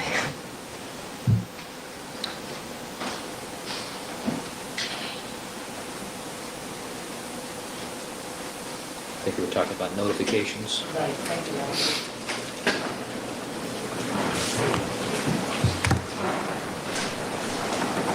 you. Babies come when they come. And it doesn't matter what anybody says. I was told at 18 I couldn't have children, and I have 3. What is the policy, or what is the routine with respect to discovery of the identity of the victims and when you make notification? Well, again, I think that has to be judged on, each case has to be judged on its own merit, and that's what the detectives do. I think it's hard to give a pat answer on something like that.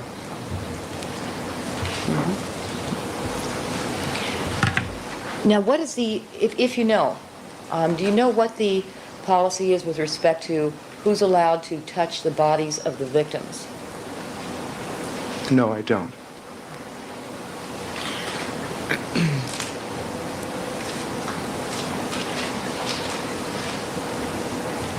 Now, you remained on the scene after the detectives arrived, did you not? Yes. For what purpose? Just to avail myself to them if they needed me to do anything for them or direct any of my police officers to do anything. Okay, so is it your duty to assist the investigating officers once they arrive? Yes.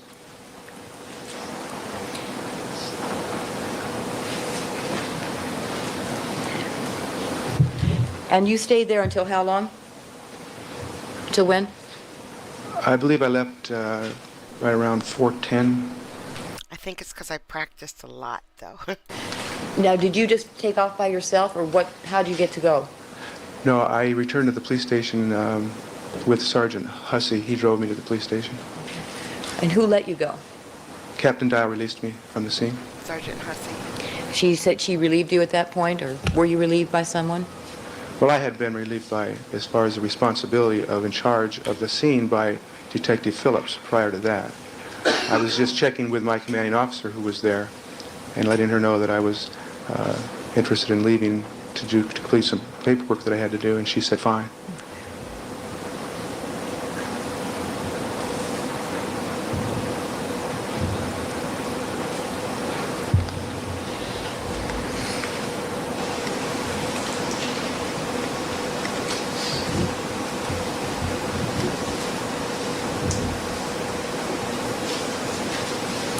Oh, yeah, I believe counsel was asking you if you asked Officer Risky what he meant by secured, that the crime scene was secured. You remember that? Do I remember being asked that? Yes. Yes. And you did not ask him what he meant by that? No, Why not? because I knew what he meant by that. Is that common knowledge among police officers, what that means? Yes, it is. And what does it mean?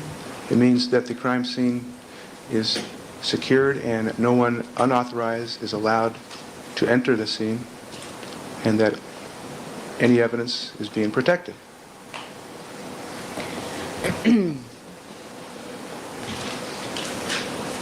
And does it mean anything with respect to whether or not there are injured victims or suspects still around? Please repeat the question. Does it also have any meaning concerning whether or not there are suspects in the area of the crime scene still, or injured victims needing attention in the area of the crime scene? As far as the crime scene being secured, Right. yes. What does it mean with respect to that? Well, it means that that there, in this particular case, there were two victims of homicide still within the immediate crime scene. And what does it mean with respect to suspects being in the immediate crime scene? That there may be.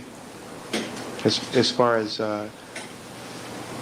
this particular situation was concerned, when Officer Risky was talking to me, if you recall, he hadn't had a chance to look in the house yet. So is that what you're getting at? No. When you appeared at the scene, when Yes. you arrived at 875 South Bundy, it was about 1:30? Yes. And by that time, had Officer Risky gone into the house? Yes. And at that time, did Officer Risky tell you that the crime scene was secured? Yes. Okay. And what did that mean to you with respect to whether or not there was a suspect in that condominium or on that walkway? Okay. At that point, then that meant to me that there were no suspects. In that area? That's correct. And what did that mean to you with respect to whether or not there were still injured parties in need of attention, living victims in need of attention in that area? That there were none.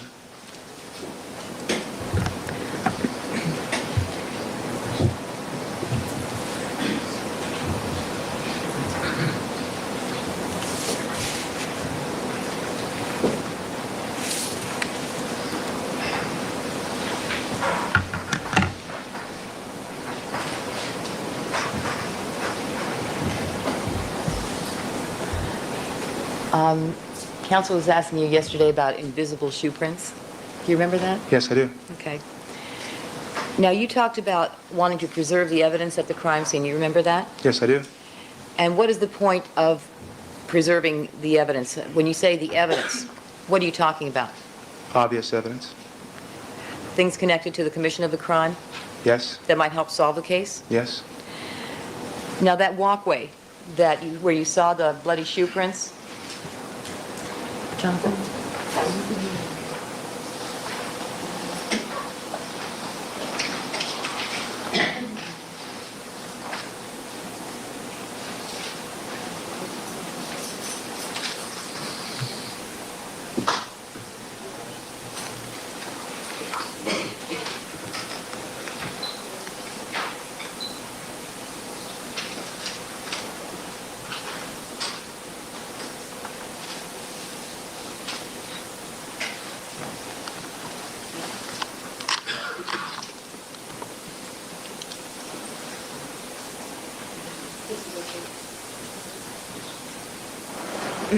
See it on your monitor, sir? Yes. And do you see what you were referring to earlier about the bloody shoe prints? Yes, I do. Okay. Now, that walkway, those shoe prints going down towards the rear alley, away from the bodies of the victims, that walkway leads, runs from the front of the Totally. residence back to the driveway at the rear. Is that correct? Yes. Your Honor, this is exhibit number 45E. 45E, thank you. Let me know before you change exhibits. Thank you. And could we have 45F? Your Honor, we intend to change the photograph. This is 45F. And what do you see there, sir? The same walkway. Okay. And the same walkway, and do you see more of those bloody shoe prints you were talking about? Yes. If you could look up at the screen for a moment, sir. Can you see it from where you are? Yes. Okay, I'm circling with the laser. Are these the bloody shoe prints you're talking about? Yes, they are. And down here? That's correct. Okay.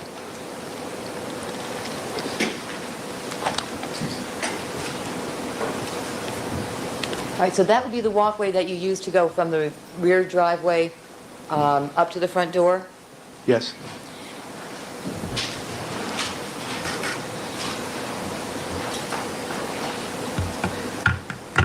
Now, if there were invisible shoe prints, given He has to be tired of answering these asinine questions. Hi, Lori. the location of that walkway, excuse me, how significant would that be to you in terms of whether or not they were connected to the commission of this crime? It wouldn't be that significant because I would imagine they could have been anybody's. I was more keen in on what I could see and what related to the crime. So, if there were invisible shoe prints, you said they could be from anyone? I would imagine so. Could be lots of prints there that were made maybe weeks, months ago? Once again, Your Honor. Sustained, it's leading. Okay, the fact that these shoe prints were bloody, is that what made them significant to you? Objection. Sustained. Okay. What made these bloody shoe prints significant to you? I'm sorry, Your Honor. The fact that they were bloody. And why's that? Because of the blood at the immediate homicide scene. And was there a lot of blood around the bodies of the victims, sir? Yes, there was.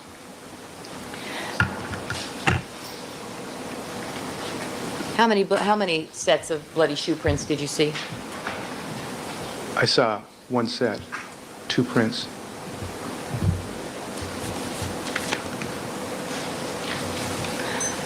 Could we get the Ricky?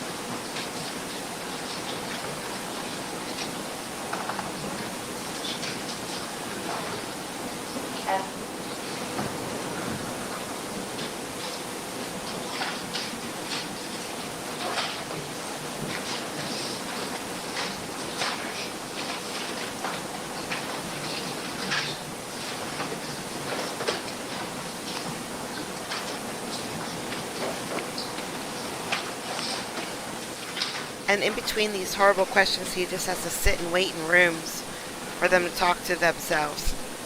about other asinine questions.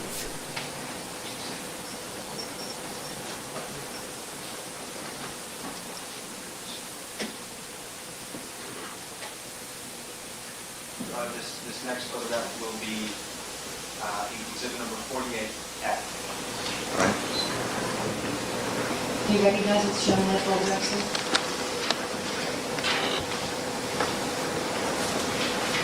Yes, I do. And you see the little tag that's on the ground just inside the gate? Yes. And is that the rear gate? Yes. And what is, what do you recall seeing in that location in the early morning hours of June the 13th? There was a blood spot on the ground?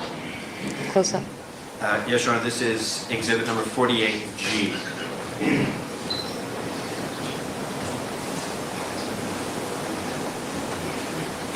And is that the appearance, if you can recall, of the blood drop that you saw just inside the rear gate? Yes.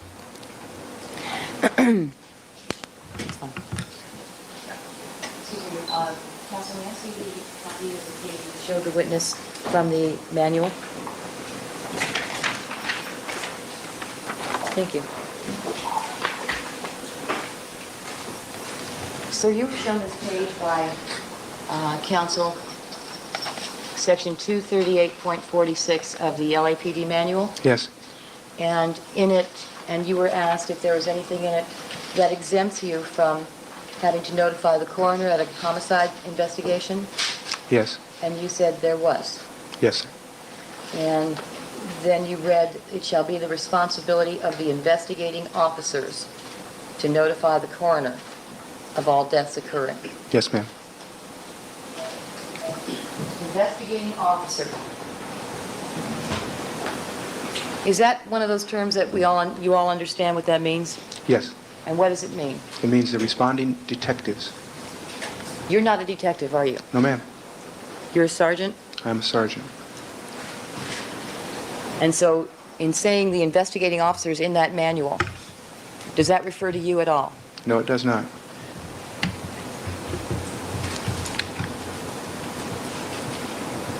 I have nothing further. And Ms. Clark, do you have your next witness available? Do you have your next witness available? All right, Mr. Bailey, recross.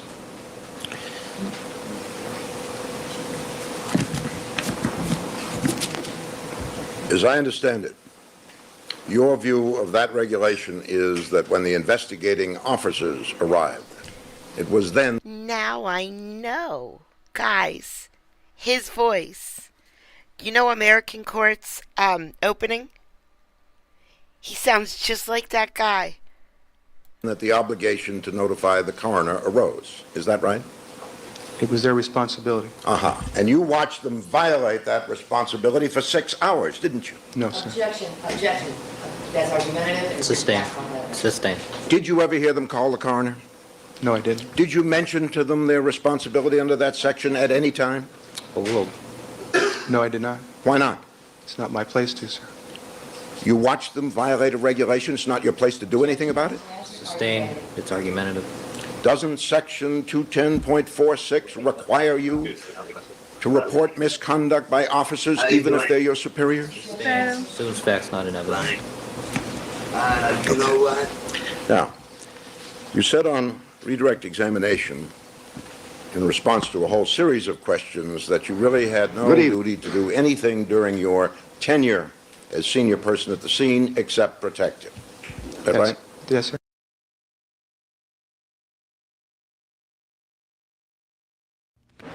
Good evening.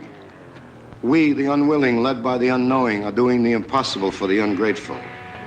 We have done so much for so long with so little. We are now qualified to do anything with nothing. Okay. Is it a fact that your obligation, after initially deploying people to the scene, was to work as partners in preliminary investigations and compare notes to make sure that all facts had been gathered? Was that your obligation? With whom? All the people at the scene before the detectives got there. No. It was not your obligation. No. Okay. Was it your obligation to locate and identify witnesses, request them to remain for questioning, and question them separately? Objection. Counsel seems to be reading from something. I'm putting questions, Your Honor. He's asking questions. You can't see each other's notes when you're asking questions, but the counsel, the source of I that should be stole pretty that from obvious. this link right here, guys. Do you remember the question? Yes, I do. Okay. Was that your obligation? Yes, if it's possible to obtain witnesses, I should, Was it your obligation to establish the elements of the crime and other details relating to who, what, when, where, why, and how, and complete the necessary reports? Was that your obligation? only if possible. I can't believe I did not recognize Blue Eyes. That's horrible. Jeez. All right. Can you tell us how you carried out, if at all, this latter obligation? I did not do that, sir. Okay. Are you familiar with the requirement that you do that? No. Did you ever read a publication put out by the LAPD called General Reporting Instructions? Not that I recall. Me neither. Did you ever read a section called Conducting the Investigation within that publication? Not that I recall. May this be marked for identification? Can I just see what counsel? Certainly.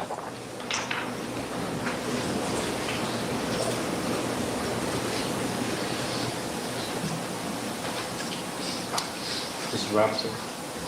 1014.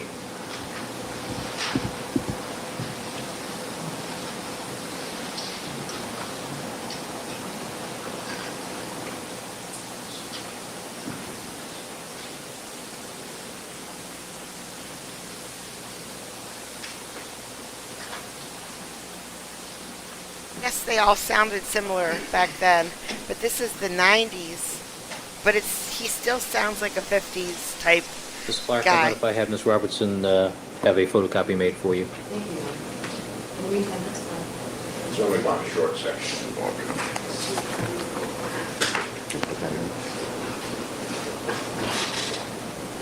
What's he smirking at?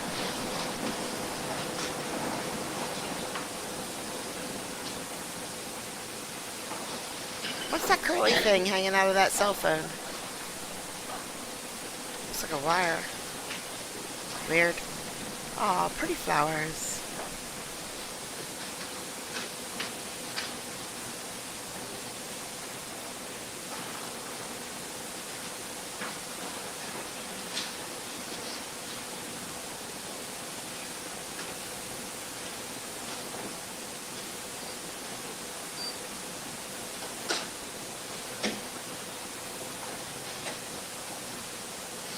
There's a water fountain in there. Did you see that?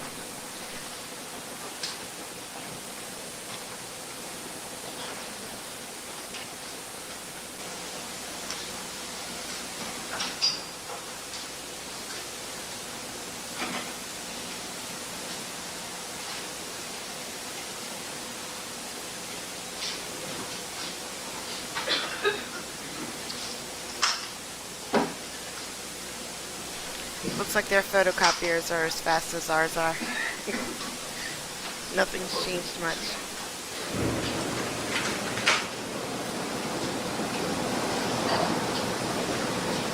I show you what will be marked as Defense 1014 for identification, and ask you if you've ever seen that writing before.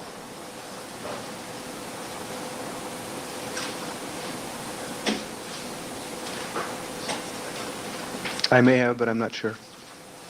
Would you then please read the section to which I'm pointing entitled Conducting the Investigation to see if your recollection is refreshed as to what your obligations were that morning? You want me to read this whole thing? I want you to read it to yourself to see if it helps you remember what you should have been doing. Objection. Sustained. Curious to disregard the last comment by Mr. Bailey, being argumentative.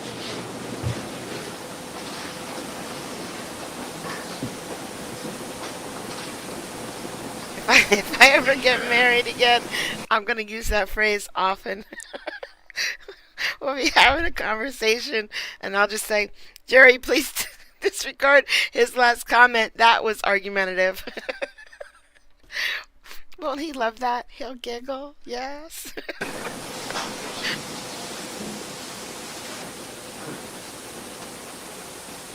I don't know why I'm single. I did most of that, sir. All right, now, a moment ago, I asked you whether not you had an obligation to perform these duties. You realize now I was reading from your own general reporting instructions manual, right? Yes. Okay. But I believe you said that you had no obligation to establish the elements of the crime and other details relating to who, what, when, where, why, and how, and complete the necessary reports. Do you wish to change that answer? No, I don't. All right. Is it set forth here that that is your obligation? If that is possible. Do you In this disagree case, with it the wasn't manual? possible. Do you disagree with the manual? No, I don't disagree with the manual. Okay. So you are saying that the reason you didn't undertake to perform that segment of what is printed here is because it was not possible? Yes, sir. Okay. You also, I believe, told us that your duty to preserve evidence was only to preserve that which is obvious. Was that your statement on the redirect? Yes, it was. And if evidence is not obvious to you, it's okay to obliterate it. Is that correct? Of course not. Well, then why did you restrict your obligation to preserve obvious evidence? Because obvious evidence is the first evidence you see. Okay, but what about evidence that's not obvious, like fingerprints on glasses and other things of that sort? That's important. Is that part of your duty to protect because it's obvious or because you can't see it? Or why?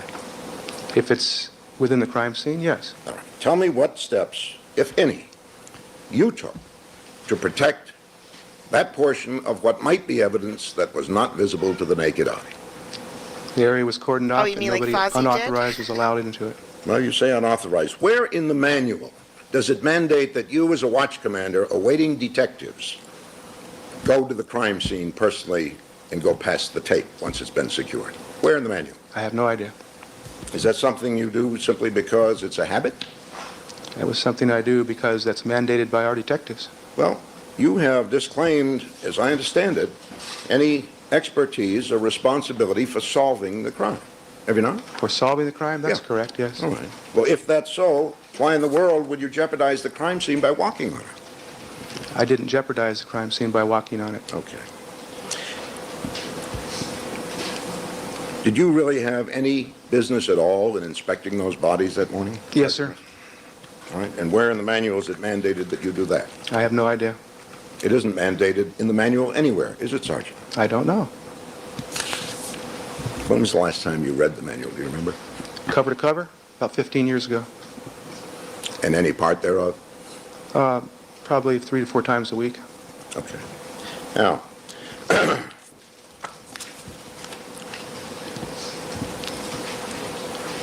did you receive, Is he suggesting that the... Okay, wait.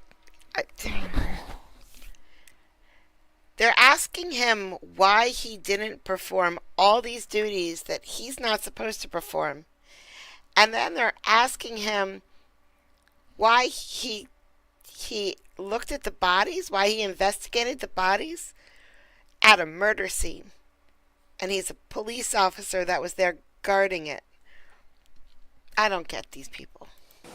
a complaint from the coroner's office for failing to notify them? No, sir. Did you learn that the coroner felt that the law had been violated and he'd been kept from the scene? Sustained. Did anyone discuss with you at any time after you returned to your station or before the issue of the failure to notify the coroner to come to the scene? Objection, that's Ms. Katzman. Overruled. No, sir.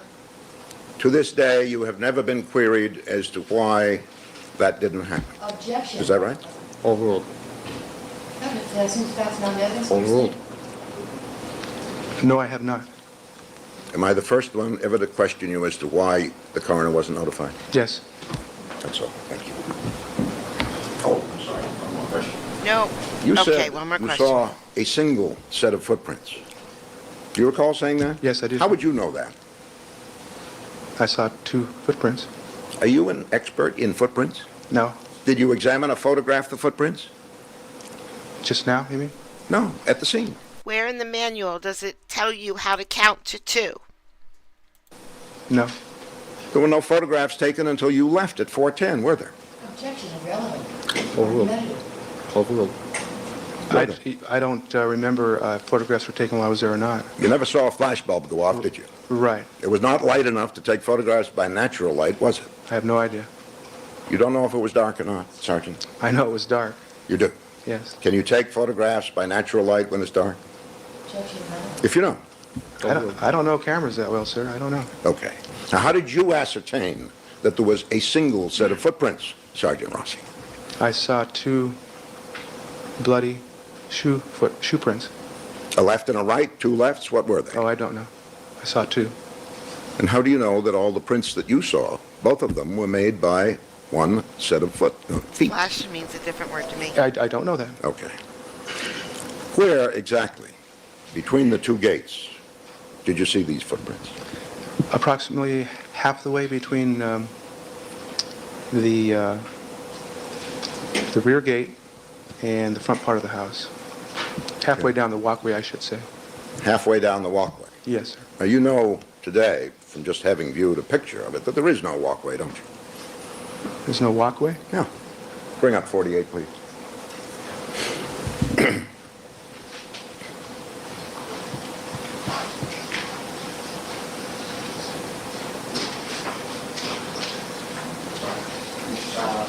Mr. Bailey, which letter? The two that you showed before, one was G. Yeah. E and F for the footprints.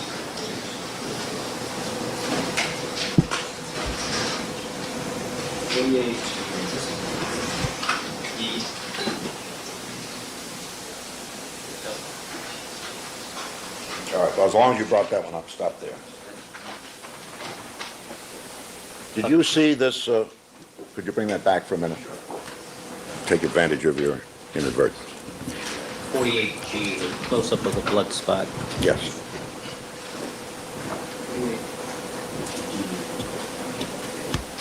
I'm sorry, Mr. Bailey, do you want me to pull back up 48B? The blood spot. 48G. The blood spot.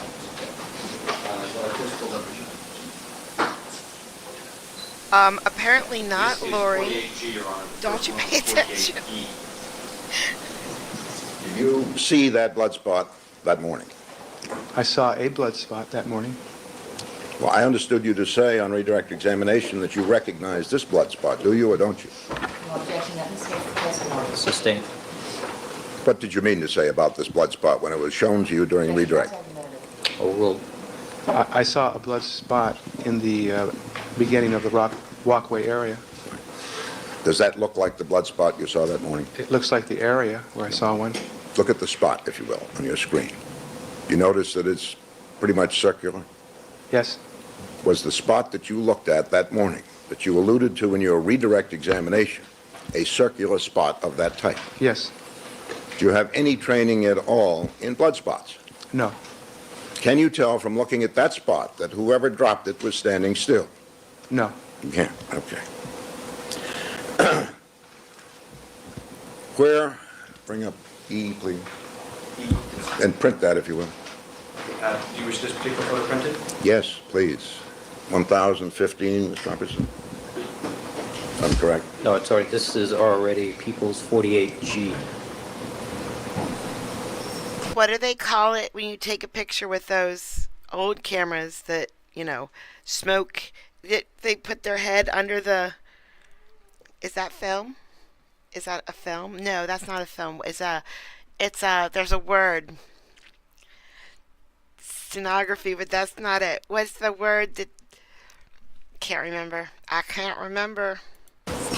Sucks getting old and you lose words. Now, People's 48E. Try to keep up. Try to keep up.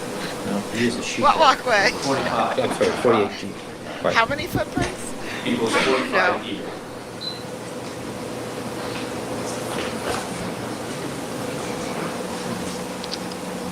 All right, is that the area where you saw shoe prints?